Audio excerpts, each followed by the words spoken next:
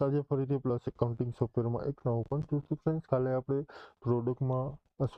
ચલણમાં product એન્ટ્રીમાં જે setup આવતા હતા એ જોવાના બાકી હતા, તો આજે પૂરા કરીશું.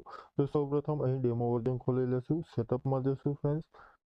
એમાં વાઉચર સેટઅપમાં આપણે જશું. ત્યાર પછી ફ્રેન્ડ્સ અહીં સેલ્સ ચલણ જોવા મળશે આપણે. અહીં ફ્રેન્ડ્સ નીચે પ્રોડક્ટ આપેલું છે, એટલે કે પ્રોડક્ટનું નેમ ઓવરરાઇટ કરવું હોય તો તમારે અહીં યસ કરવાનું રહેશે. ત્યાર પછી ઓનલાઈન માસ્ટર રેટ અપડેશન છે, એટલે કે મલ્ટી યુઝર તમે યુઝ કરતા હોય તો તમારે મેઇન સર્વરમાંથી માસ્ટર રેટ છે એ ચેન્જ કરવાનું રહેશે અને દરેકમાં માસ્ટર રેટ ચેન્જ થઈ જશે. ત્યાર પછી ચેન્જ રેટ આપેલું છે, એટલે કે તમે પ્રોડક્ટની એન્ટ્રી કરો એ રેટ તમે ચેન્જ કરી શકો એવું રાખવું હોય તો અહીં યસ કરવાનું રહેશે. ત્યાર પછી એ જ રીતે અમાઉન્ટ તમારે ચેન્જ કરવી હોય તો એ અમાઉન્ટ પણ તમે ચેન્જ કરી શકો. ત્યાર પછી અહીં આ એક્સપેન્સ ફોર ઈચ પ્રોડક્ટ આપેલું છે, એટલે કે દરેક પ્રોડક્ટ વાઇઝ તમારે એક્સપેન્સ એડ કરવું હોય તો અહીં એ કરી શકો છો. ત્યાર પછી રાઉન્ડ ઓફ એન્ટ્રી આપેલી છે, તો તમારે રાઉન્ડ ઓફ એટલે પોઈન્ટવાળી અમાઉન્ટ ન રાખવી હોય એ રાઉન્ડ ઓફ કર્યું તો તમારે અહીં યસ કરવાનું રહેશે. ત્યાર પછી નેગેટિવ સ્ટોક વોર્નિંગ આપેલી છે.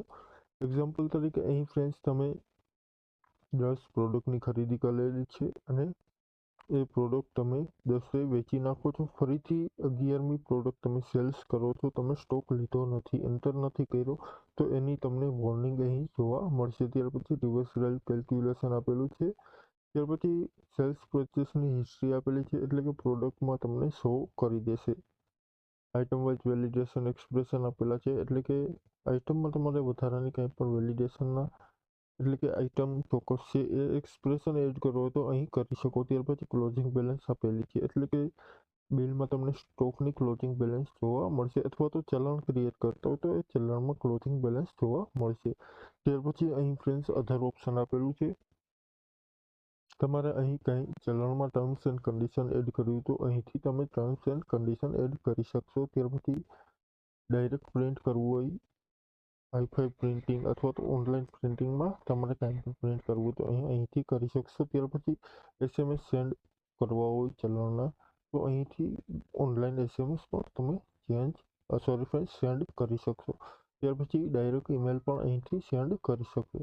હવે ફ્રેન્ડ્સ આપણે જે ઉપરના બધા સેટઅપ જોયા એ જ સેમ સેટઅપ અહીં આપણે સેલ્સ રિટર્ન, ત્યાર પછી ચલણ રિટર્ન, પરચેસ ઇનવોઇસ, પરચેસ ચલણ અને પરચેસ રિટર્ન આ બધામાં સેમ ઓપ્શન આપણે જોવા મળશે.